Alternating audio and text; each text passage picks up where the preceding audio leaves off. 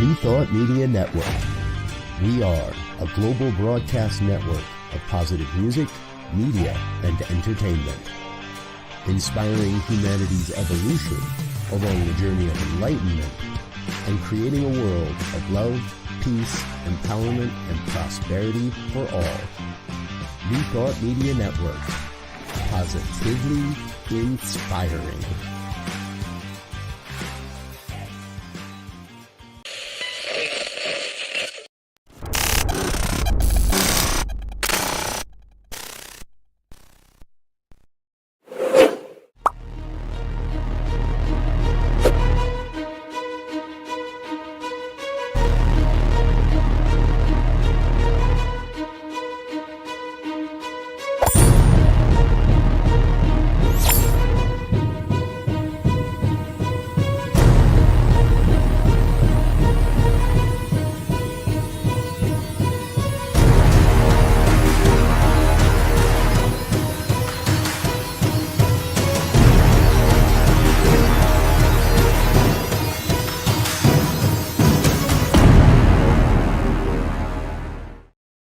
And hello again, dear ones. Dr. Robert with you here on a Friday night. It's 5 o'clock on the Mountain Time Zone, and that means it is time for the good news.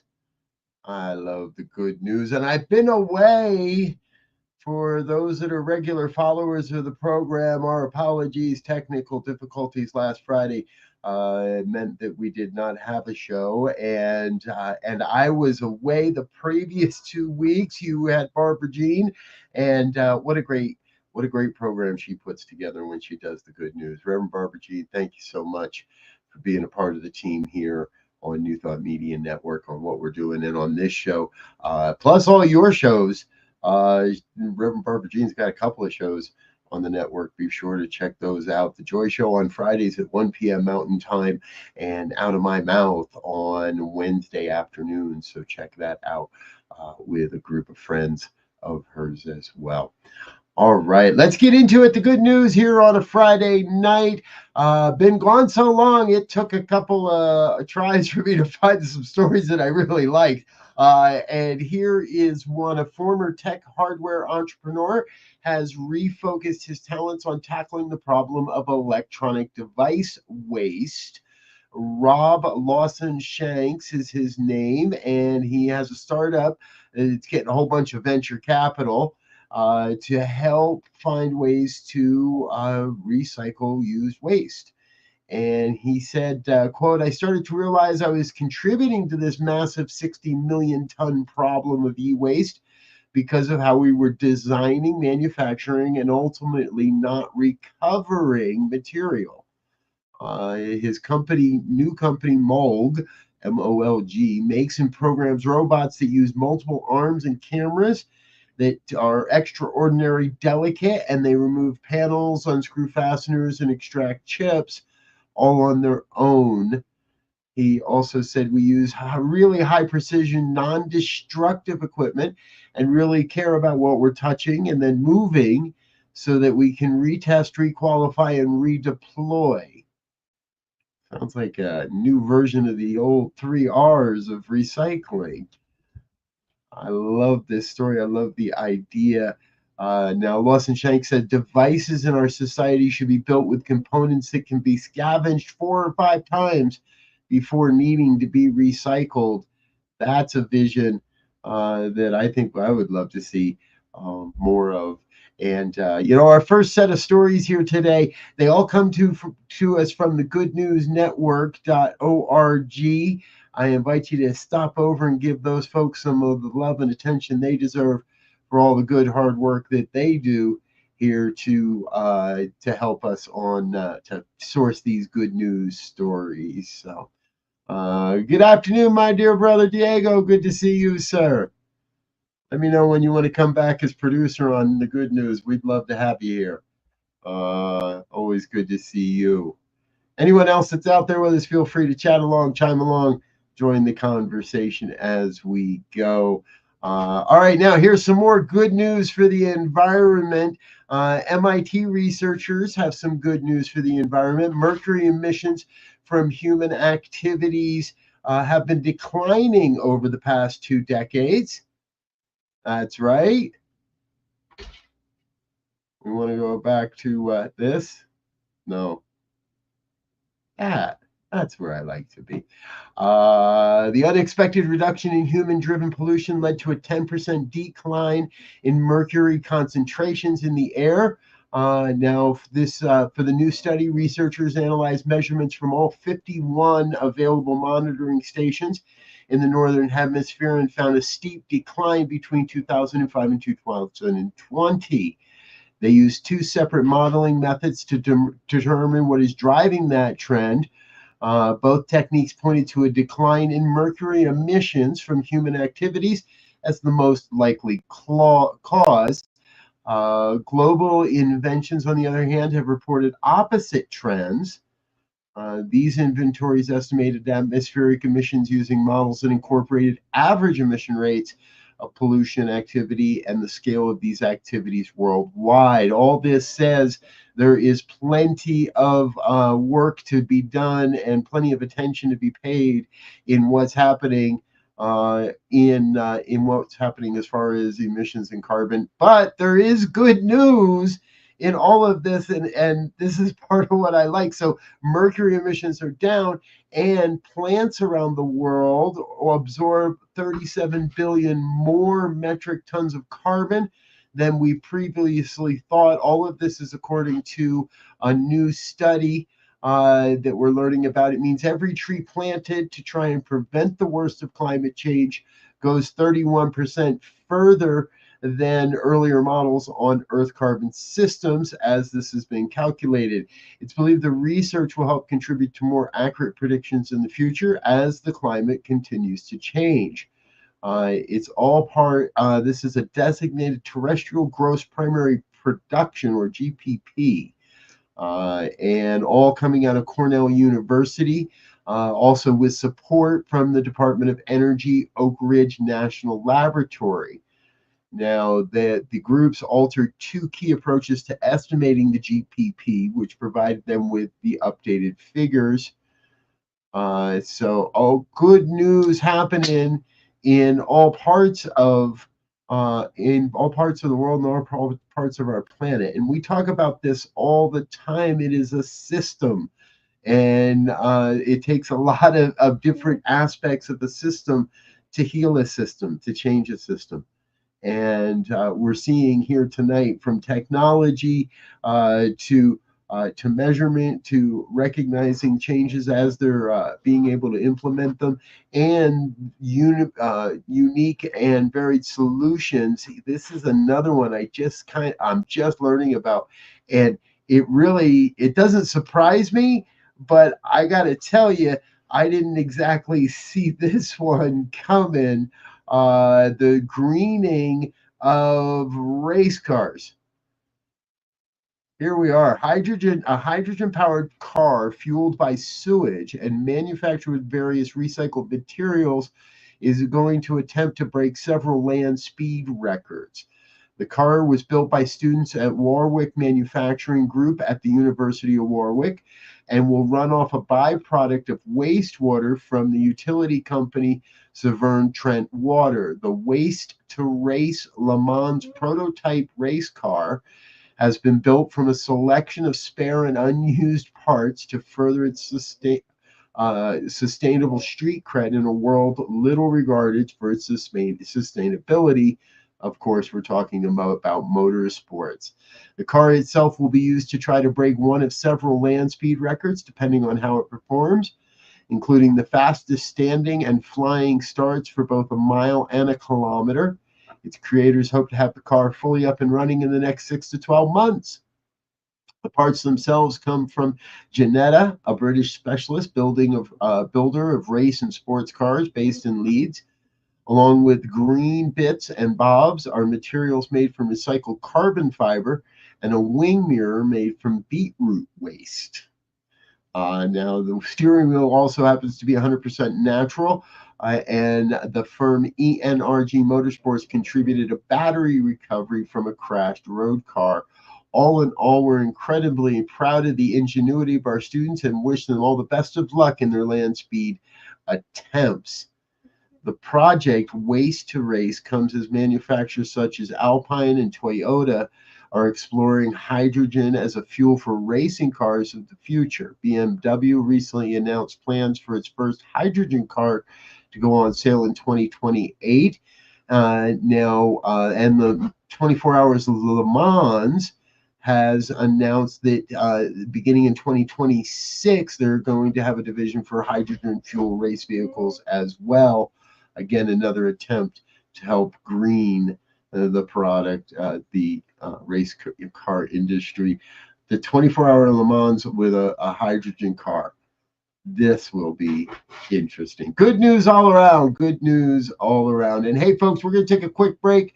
Let me take a breath of water and let a couple of our sponsors say hello. But we've got a whole bunch of good news coming up right after this. Please stay with us. Stay tuned. We'll be right back after these messages.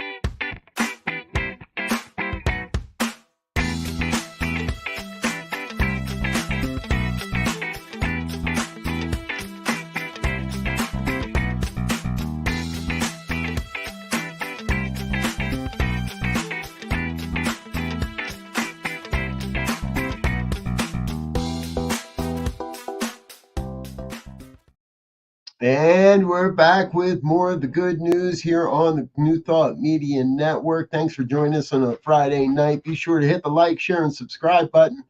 Let your friends and family know what we're doing. Invite them to come share some of the good news stories with us. And hey, if you'd like to be a contributor to the good news or participate in this program, please hit us up at goodnews@ntmedia.org. Send an email, goodnews@ntmedia.org. Share a good news story with us, or again, if you'd like to participate on air or behind the scenes, we'd love to have you on the team for 2025. Connect with us today and volunteer to be a part of what we're doing here. All right, next up on the good news, let's dig in. The wildlife conservation and advocacy group is encouraging Americans this year to take a break from raking and just leave the leaves. It's part of a campaign to educate the public on the value of leaf litter to dozens of native wildlife, plant, and fungi species. Raking up these leaves removes valuable habitat and food for the biodiversity that persists on Americans' lawns. Songbirds, small mammals, amphibians, and reptiles all rely on the leaf layer in some way. That's according to the National Wildlife Federation.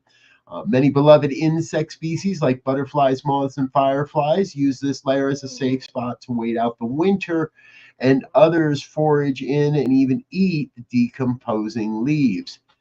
Now, this is all established by the Pulitzer Prize-winning cartoonist and illustrator of the first federal duck stamp, J.N. Darjeeling. The National Wildlife Federation offers some tips for how to manage dead leaves in the autumn that doesn't involve removing them entirely from the microclimate that is your lawn. More available online, of course. Leave the leaves, and we can create a world that works better for everybody, an environment that works better for everybody. And here, oh my gosh, what a heartwarming story of survival of nature, doing what nature does. After being blown thousands of miles off course, cold stunned and beached, 6 exhausted sea turtles hitched a ride back to their home in the Azores aboard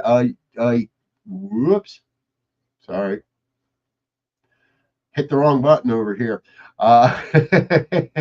They were aboard a British Royal Navy ship headed back to the Azores. What happened is 6 loggerhead sea turtles, whose home lies in the warmer seas far to the south of the British Isles, were likely blown off course by a storm before being stunned into lethargy by the cold North Atlantic waters.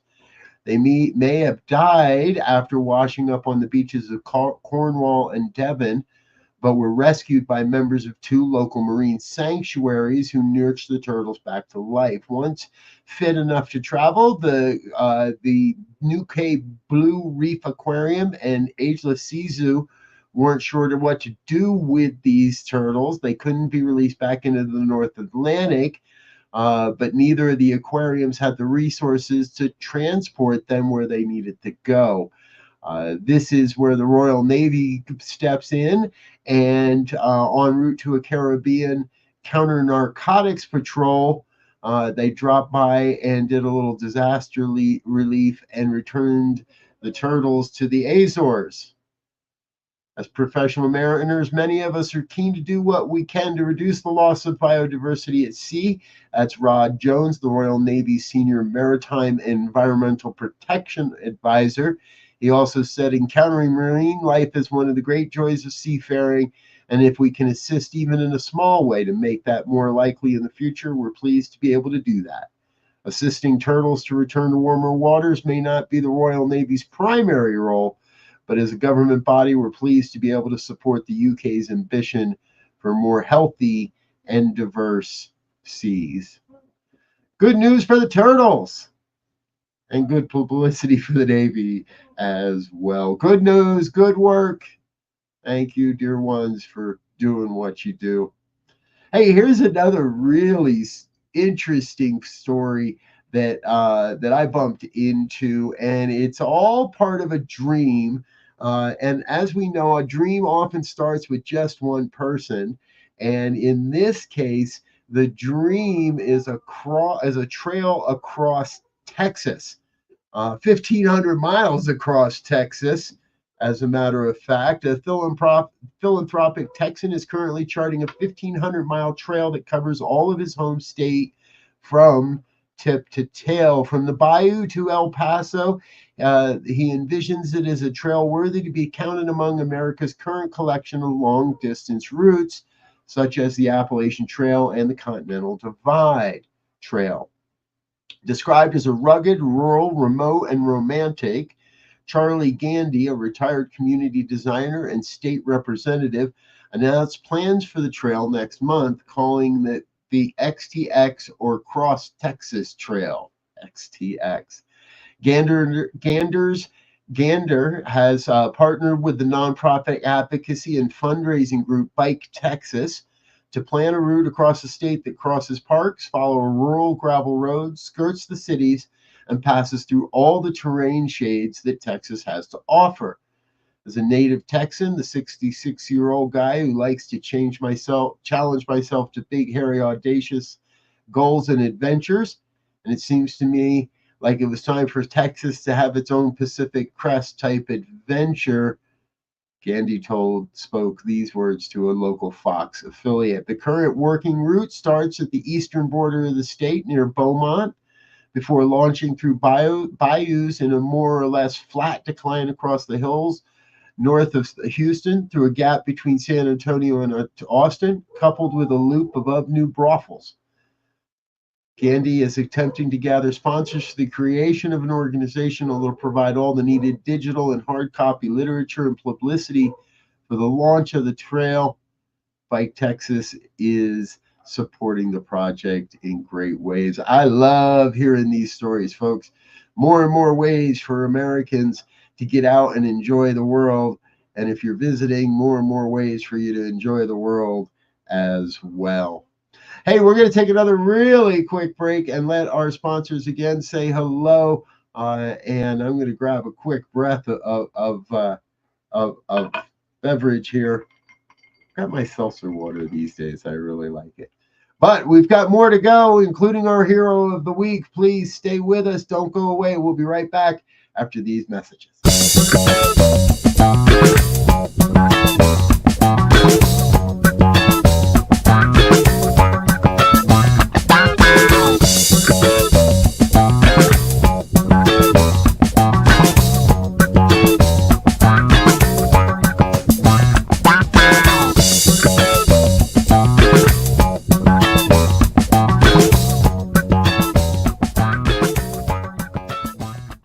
Please help us say thank you to our organizational sponsors, including the Hefferland Foundation, Affiliated New Thought Network, International New Thought Alliance, Science of Mind Archives and Library Foundation, Center for Spiritual Living Denver, Center for Spiritual Living Midtown, New Thought Philadelphia, Planned Happiness Institute, Summit Center for Spiritual Living, One Heart Retreats, Center for Spiritual Living on the Lake, Unity Kitchener, Unity Spiritual Center Ottawa, Om Center for Spiritual Living, Satya Center, Begin Within Ministries, Center for Spiritual Living North Jersey, Unity of Savannah, and the Center for Spiritual Living Seattle,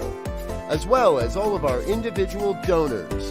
Thank you for being part of the New Thought Media Network.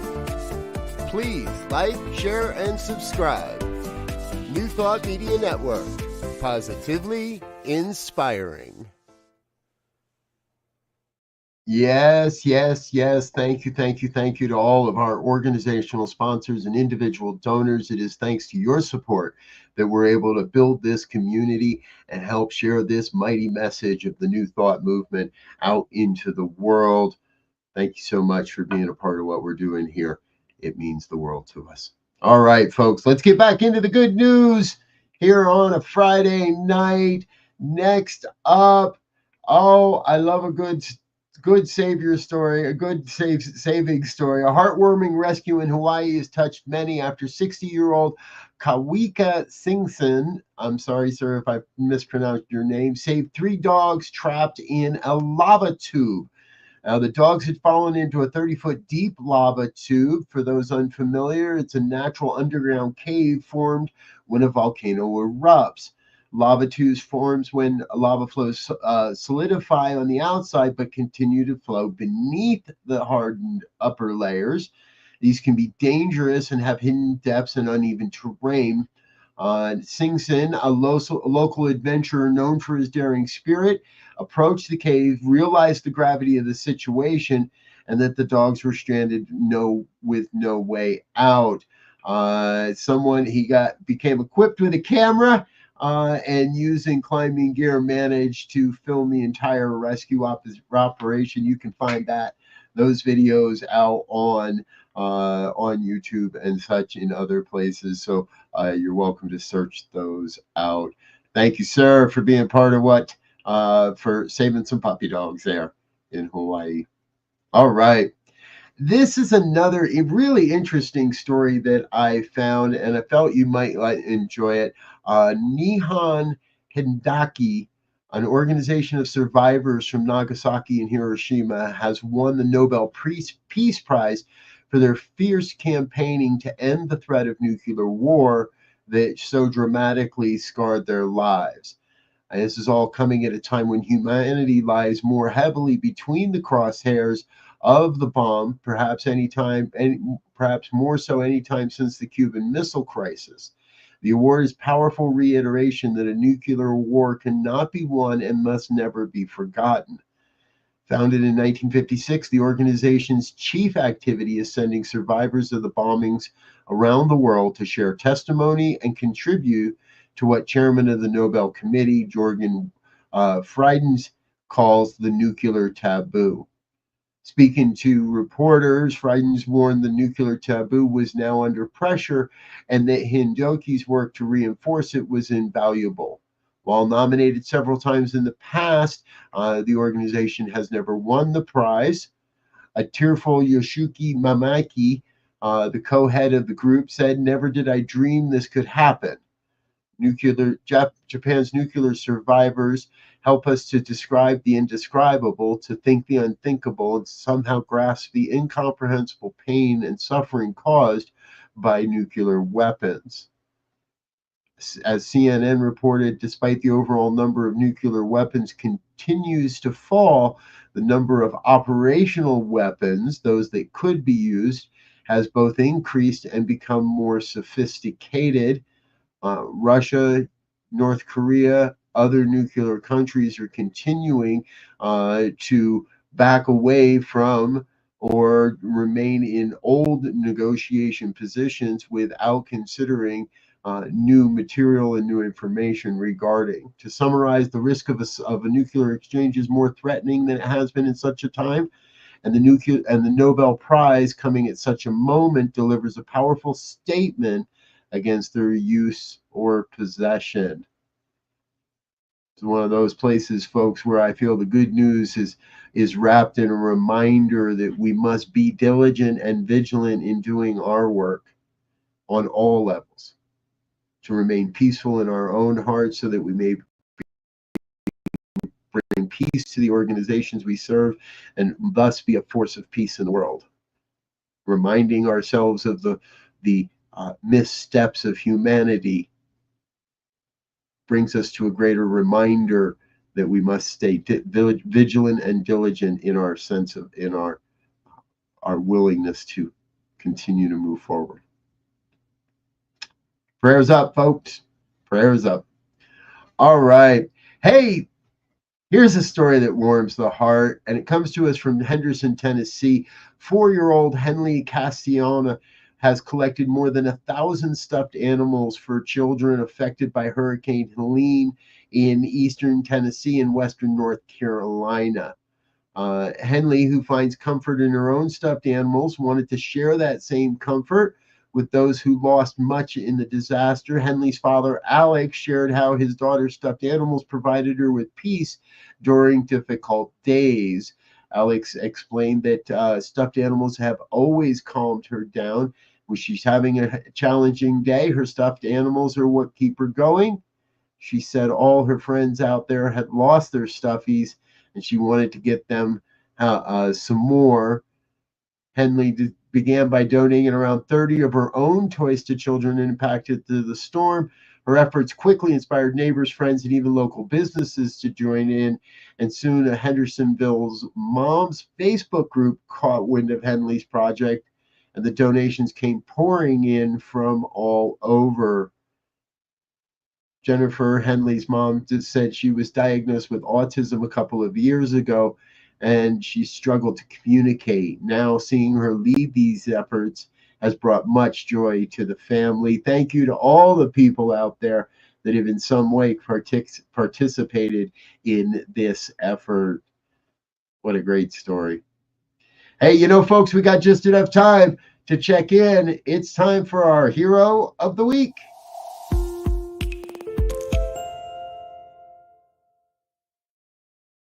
Allow me to introduce Daniel Kinsella. He's a 16-year-old Liverpudlian from Liverpool who recently rescued 3 separate groups of paddleboarders in the family's dinghy. Now, North Wales Live in the UK suggested it may have felt to young Daniel like he was setting up for a billy ode, his own life having been saved twice as a victim of childhood cancer. His love of the sea, the passion he saw him got certified as a young yacht pilot, was developed through repeated trips to the sea on the Welsh island of Angeles, and a way to try to salvage some parts of his childhood from being remembered solely by trips to chemotherapy appointments. It all started back in 2012 when, at just 4 years old, he was rushed to the hospital and diagnosed with leukemia. His parents, Mike and Michelle, were hesitant to have a catheter installed that would allow him to continue to participate in water sports. However, as they moved forward with the treatment and Daniel's lack of the sea became more and more evident, they're grateful they were. On a recent trip, it all came full circle as Daniel was piloting the family's dinghy with some family and friends when he picked up a distress call on the marine radio on board. A family of paddleboarders had been stuck on some rocks after a strong nearshore wind carried them farther out than they ever intended to go. Daniel needed to make 2 trips back and forth with the family to keep his boat under its capacity, and did so, saving everyone. Congratulations, Daniel. You are our hero of the week.